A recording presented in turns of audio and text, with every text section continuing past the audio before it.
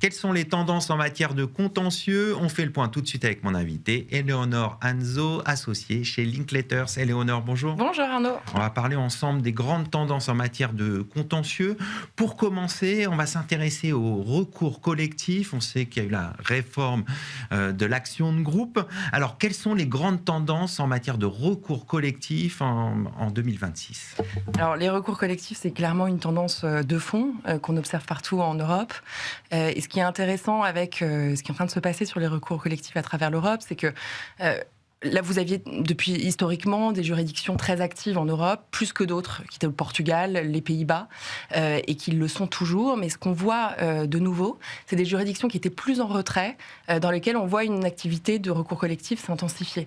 Je vous donne l'exemple de l'Italie. L'Italie, aujourd'hui, vous avez une centaine de recours collectifs qui sont en cours. La moitié d'entre eux vient de 2025, a été initiée en 2025. Donc on voit une activation, enfin un développement assez fort dans des juridictions historiquement plus en retrait. Et en fait, ce phénomène-là, il est naturel, il vient de plusieurs facteurs. Le premier facteur, c'est qu'on a un cadre européen qui est venu favoriser les recours collectifs au profit des consommateurs et qui a été transposé et dont aujourd'hui les acteurs de la société civile peuvent se saisir, notamment dans des cadres transfrontaliers. Vous avez un deuxième phénomène qui est que vous avez des régulateurs qui sont assez actifs et qui facilitent les conditions de mise en œuvre de responsabilité dans des cadres de recours collectifs, puisque vous avez de plus en plus d'actions qui sont consécutives à des manquements réglementaires reconnus par des régulateurs. Et c'est le cas particulièrement en matière de droit de la concurrence et de données personnelles. Et puis vous avez un troisième facteur qui vient en fait servir de moteur pour ces recours collectifs, qui est une expansion du marché du tiers-financement en Europe. Et donc ça favorise forcément les actions. Bah oui, qui favorise parce qu'en fait il est un carburant de ce type d'action. Bon, on a vu ce qui se passe en Europe, en France, rapidement. Alors en France, vous avez une volonté. La France a eu du retard par rapport aux autres juridictions européennes sur la transposition de la directive sur les actions de groupe. Ça a été corrigé avec la loi du 30 avril 2025, et donc il y a une volonté politique forte de favoriser ces actions de groupe. La question aujourd'hui, ça va être de savoir si les acteurs de la société civile, les associations agréées vont s'en saisir. Alors vous, votre sentiment là-dessus? Alors, pas de boule de cristal, hein, donc on va voir. Le club des juristes a rendu un rapport assez sceptique sur le fait que cet outil va véritablement rencontrer un succès auprès des associations. Mais bon, en réalité, c'est qu'en France, aujourd'hui, de toute façon, en dehors de l'outil de l'action de groupe, vous avez la possibilité de fédérer des personnes physiques et morales autour de procédures de droit commun.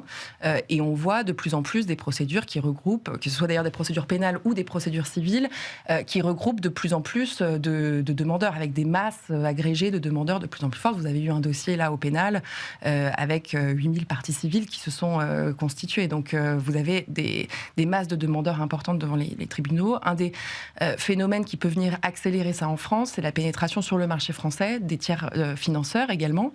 Ce qui est vrai en Europe est vrai en France. Mais de façon moins aboutie, j'ai l'impression que c'est moins le cas. Mais vous pensez que ça va venir en 2026 ? Alors, je crois que les tiers financeurs sont encore un peu timides sur le marché français parce que vous avez un cadre juridique qui est assez incertain, avec beaucoup de questions qui sont en train d'être posées, donc ils avancent timidement. Néanmoins, aujourd'hui, le tiers financement est plus confiné à l'arbitrage, là où traditionnellement on voyait des tiers financeurs dans le monde de l'arbitrage. Aujourd'hui, on voit du tiers financement dans des actions qui sont intentées pour des consommateurs. Et ça, c'est nouveau. Ça pose tout un tas de questions. Et ce qui est intéressant d'ailleurs, c'est que ce cadre-là, la loi du 30 avril a commencé à apporter un cadre au tiers financement qui est encore assez inabouti, enfin pas encore testé, et qui en fait va donner lieu probablement à un nid à contentieux, parce que ce qu'on voit aussi en Europe, et en fait c'est également une tendance, hein, c'est que là où l'Union européenne et pourtant est un peu dans une position attentiste sur le cadre réglementaire à donner au tiers-financement. En réalité, dans toutes les juridictions européennes, enfin dans beaucoup de juridictions européennes, les questions autour du tiers-financement sont en train d'être posées. Donc vous avez des premières décisions au Portugal, en Belgique, aux Pays-Bas sur le tiers-financement, sur la question de la rémunération du tiers-financeur, rémunération excessive ou pas, sur la question de l'indépendance du tiers-financeur. Et donc il y a toute une série de questions qui sont en train d'être testées et qui donnent lieu à des contentieux propres. Donc on va voir comment ça se développe. C'est évident que le jour où le tiers financement trouvera un cadre plus clair en France, il pourra servir de moteur au développement de ce type d'action. Alors, au-delà des actions privées, il y a aussi la pression des régulateurs. Qu'est-ce que ça donne en termes de risque pour les entreprises ? Alors, la pression côté régulateur, enfin côté pouvoir public, en fait, vous avez un double mouvement qui est d'abord un encadrement plus fort et une harmonisation plus forte des règles qui touchent notamment à la question de l'intégrité des affaires. Donc, on le voit sur le blanchiment avec une nouvelle autorité européenne, on le voit sur la corruption, on le voit sur les sanctions européennes, on le voit sur la pénalisation du droit de l'environnement. Donc, il y a clairement un mouvement, il y a un durcissement des attentes réglementaires. Et à côté de ça, des régulateurs qui sont aussi très actifs. Alors, c'est pas je ne vais pas vous dire que c'est un mouvement nouveau, parce qu'en fait, c'est un mouvement qu'on observe depuis plusieurs années, mais dont on ne voit pas le reflux. Et des autorités de régulation qui sont très actives. Alors, aussi bien les autorités financières, où on voit que le montant des sanctions pécuniaires à travers l'Europe a augmenté de manière générale. Idem pour les autorités de la concurrence. Les sanctions pécuniaires ont doublé, donc c'est aussi un mouvement fort. Et pareil pour les autorités en matière de données personnelles. Donc, vigilance de ce côté-là aussi. Vigilance, évidemment, mais comme toujours. Et surtout que ce qu'on anticipe aussi, c'est en fait les deux mouvements sont liés, avec ce qu'on évoquait un peu plus tôt sur les recours collectifs, c'est-à-dire que le travail des régulateurs facilite la mise en œuvre de la responsabilité de fait, même si il y a évidemment après toute une série de discussions qui naît dans le cadre de procédures civiles indemnitaires, mais ça facilite de fait la mise en œuvre de la responsabilité et les recours collectifs, ne serait-ce que parce que on voit bien qu'une décision d'un régulateur peut donner une idée à une association parce que ça crée un momentum médiatique et que ça peut aider, participer à favoriser, à fédérer un nombre de victimes alléguées.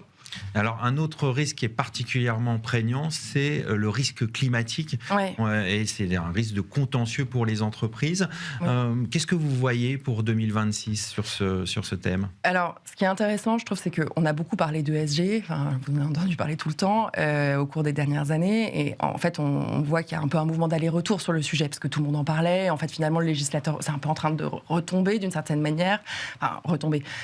On a un mouvement du législateur européen qui cherche à simplifier les normes, à revenir un peu en arrière par rapport à une régulation, une forme de dérégulation. Mais à côté de ça, la réalité, c'est que dans les prétoires fleurissent toujours des contentieux sur les sujets climatiques, qui sont la mise en œuvre de la responsabilité des entreprises en lien avec leurs impacts climatiques, la mise en œuvre de la responsabilité des dirigeants. Donc malgré tout, le risque est toujours présent. Le risque est toujours présent, d'autant que on a des acteurs de la société civile, des activistes qui utilisent le contentieux comme une arme stratégique et comme un outil de changement social. Et ils ont très très bien compris que il y avait le plaidoyer public et il y avait le contentieux stratégique devant les prétoires. Et ça se retrouve partout dans toutes les juridictions européennes aujourd'hui. On va conclure là-dessus. Merci Éléonore. Je vous remercie beaucoup. Je rappelle que vous êtes associée chez Linklaters. Merci. C'est la fin de cette émission. Merci de votre fidélité. Restez curieux et informés. À très bientôt sur Be Smart for Change.